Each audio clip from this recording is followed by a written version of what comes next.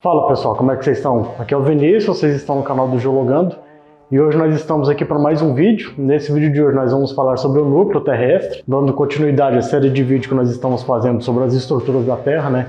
Inicialmente nós começamos a falar sobre a crosta, depois nós fomos para o manto e agora nós chegamos até o núcleo, né? Tratando sobre aquela estruturação composicional das estruturas da Terra.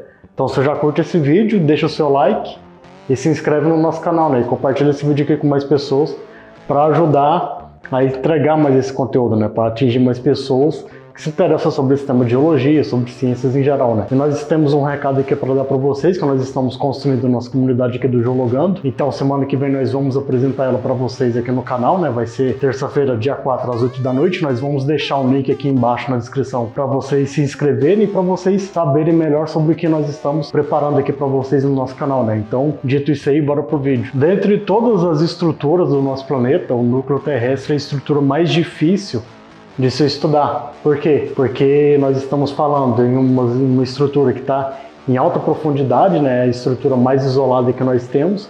Então nós não temos amostras diretas para estudar essa estrutura terrestre, né? Então a partir disso aqui nós temos que inferir como que essa estrutura ela é organizada, como é que ela é constituída a partir de dados sísmicos, né? No caso aqui nós estamos falando de dados sismológicos e também estudos laboratoriais, né? Aqui nós podemos fazer alguma série de inferências para entender como que é a composição e como que é a densidade dessa estrutura. Dentre esses métodos, a sismologia é o que mais vai se destacar, né? Porque a partir da propagação das ondas primárias e secundárias, ou seja, a onda P e a onda S, nós conseguimos identificar variações das velocidades dessas ondas, então nós sabemos se nós estamos numa estrutura que seja referente ao manto ou ao núcleo. Normalmente essas velocidades elas vão aumentando com a profundidade, então quando nós estamos no manto inferior, nós estamos ali em torno de 2.890, 2.900, essa velocidade da onda sísmica primária,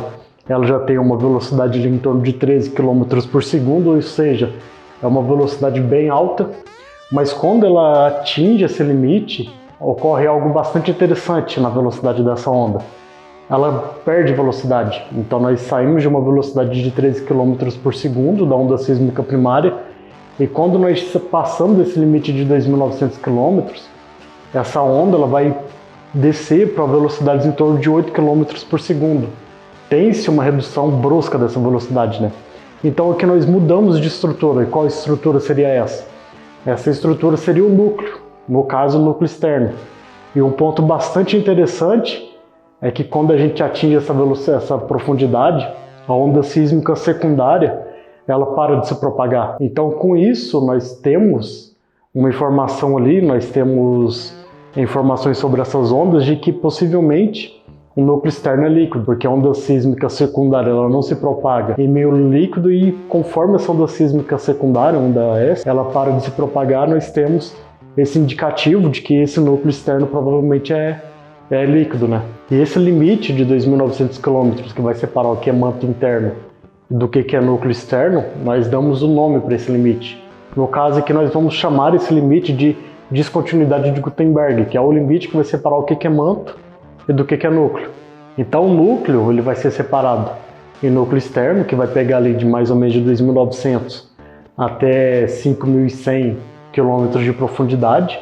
Esse núcleo externo provavelmente ele é líquido, né, como a gente falou, porque a onda sísmica secundária ela para de se propagar, né?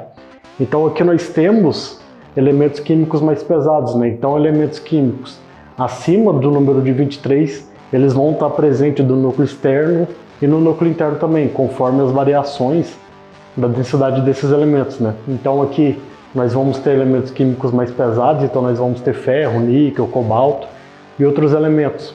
Então aqui no núcleo externo, por ele ser líquido, também tem-se possivelmente a presença de outros elementos químicos mais leves, como no caso o oxigênio e também o carbono, então talvez o silício. Então ainda não está bem definido quais são os elementos e quais são suas concentrações em percentuais, né? Mas possivelmente seja isso, né?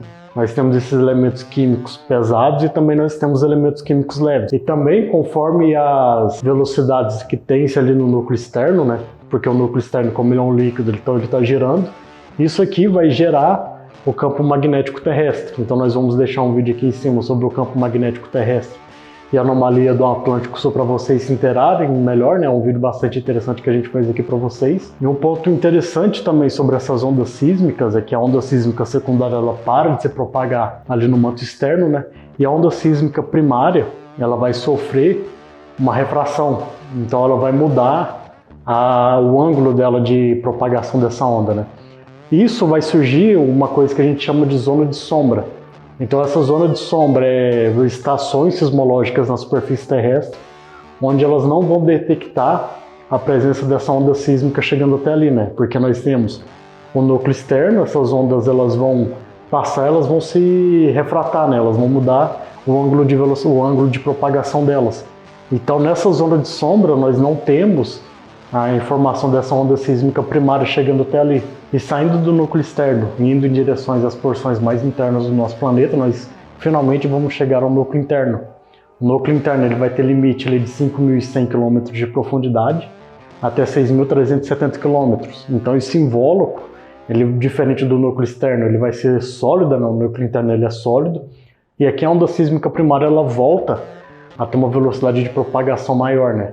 Quando nós entramos no núcleo externo, a onda sísmica primária ela cai bruscamente, né? Ela sai de 13 km por segundo e vai até 8 km por segundo, e quando nós chegamos no núcleo interno, ela volta a aumentar. Então aqui em 5.100 km nós vamos ter outra descontinuidade que vai separar o que é o núcleo externo do que é o núcleo interno. Então aqui no núcleo interno, a onda sísmica secundária ela volta a se propagar também. Então nós temos ali registro de onda sísmica secundária.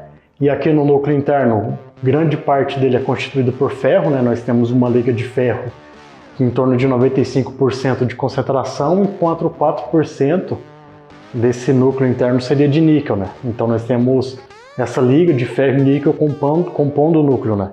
Então aqui nós vamos ter elementos químicos pesados também, como urânio e tório, e esses elementos químicos eles estão se desintegrando ao longo do tempo geológico. E essa desintegração radioativa é o que vai fornecer calor para o planeta terrestre como um todo. Então nós temos essa distribuição de calor em todo o globo terrestre proveniente da desintegração desses elementos químicos. Nós vamos deixar um vídeo aqui sobre datação, né, sobre desintegração de elementos químicos para vocês entenderem, né, como é que é a datação de rochas e tudo mais, e como que ocorre essa desintegração radioativa. E bom, nós vamos deixar aqui na descrição algumas referências bibliográficas para vocês estudarem sobre essas estruturas da Terra, né, seja manto, núcleo ou crosta. E também vamos deixar alguns livros aqui da biblioteca aqui para caso você tenha interesse em adquirir algum exemplar, né, para você poder estudar melhor. E o vídeo de hoje vai ficando por aqui, aqui na esquerda, aqui na direita. Isso aqui é a direita. Aqui na direita nós vamos deixar um vídeo sobre essas estruturas da Terra, né, sobre a série que nós estamos fazendo. Esse vídeo aqui inclui dentro dessa série. E aqui na esquerda nós vamos deixar um vídeo sobre esse campo magnético, né, sobre a anomalia magnética do Atlântico Sul. Então, dito isso, a gente vai ficando por aqui. Obrigado a todos vocês que chegaram e caso você não for inscrito, se inscreva e apoie nós nesse projeto aqui do Geologando. A gente se vê numa próxima e falou!